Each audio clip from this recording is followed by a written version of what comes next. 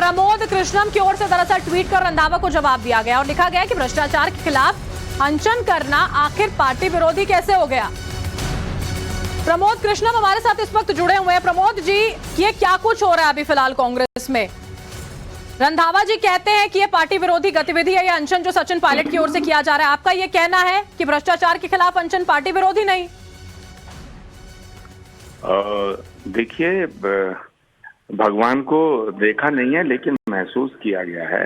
प्रत्यक्षम किम प्रमाणम, हमारे शास्त्रों में ये सूत्र है, प्रत्यक्ष को प्रमाण की आवश्यकता नहीं होती है। सचिन पायलट जी का अनशन वसुंधरा राजे सरकार में जो भ्रष्टाचार हुआ, हजारों करोड़ का जो घोटाला हुआ, उसके खिलाफ है। तो कांग्रेस पार्टी अडानी के खिलाफ पूरे देश में भ्रष्टाचार के खिलाफ लड़ाई लड़ रही है। राहुल जी का ये एक संकल्प है, राहुल गांधी जी का ये एक मिशन है कि हम भ्रष्टाचार के खिलाफ पूरे देश में लड़ेंगे। तो कांग्रेस पार्टी पूरे देश में भ्रष्टाचार के खिलाफ लड़ेगी, लेकिन वसुंधरा राजे सरकार में बीजेपी के द्वारा जो भ्रष्टाचार हुआ है राजस्थान में, उसके खिलाफ लड़ाई नहीं लड़ेगी।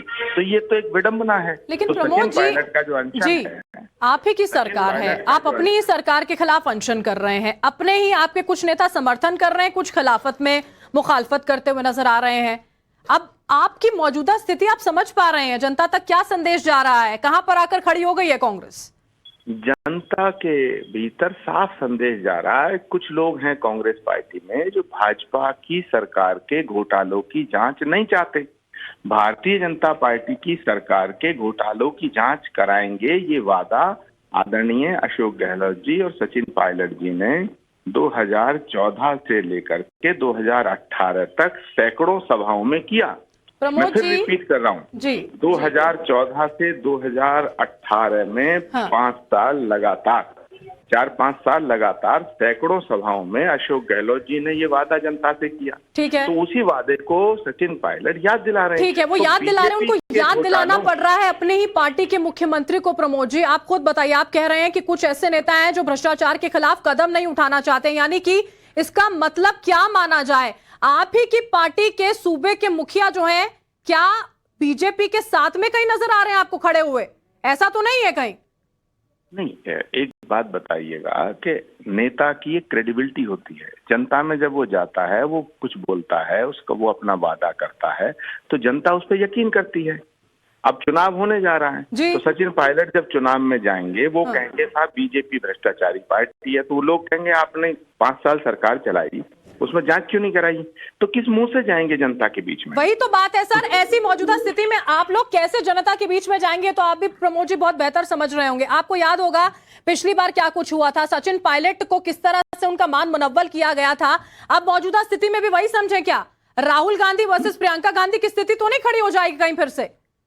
नहीं, देखिए, सवाल इस बात का है, कांग्रेस पार्टी के भीतर कुछ बड़े नेता हैं जिन्होंने सचिन पायलट के साथ 2018 में भी बड़ा नाइंसाफी की, धोखा किया। कौन से नाम है सर वो, प्रमोद जी, अगर आप बताना चाहें, बात करना चाहें? नहीं, उनके साथ धोखा हुआ क्योंकि राजस्थान में जिस समय उन्हें प्रदेश कांग्रेस का अध्यक्ष आदरणीय राहुल गांधी जी के द्वारा बनाया गया था, तो उस समय तो 20-21 MLA थे हमारे कुल। 2013 में अशोक गहलोत जी चीफ मिनिस्टर थे, उनके नेतृत्व में चुनाव हुआ और कांग्रेस पार्टी बुरी तरह हारी। कुल MLA आए 20-21।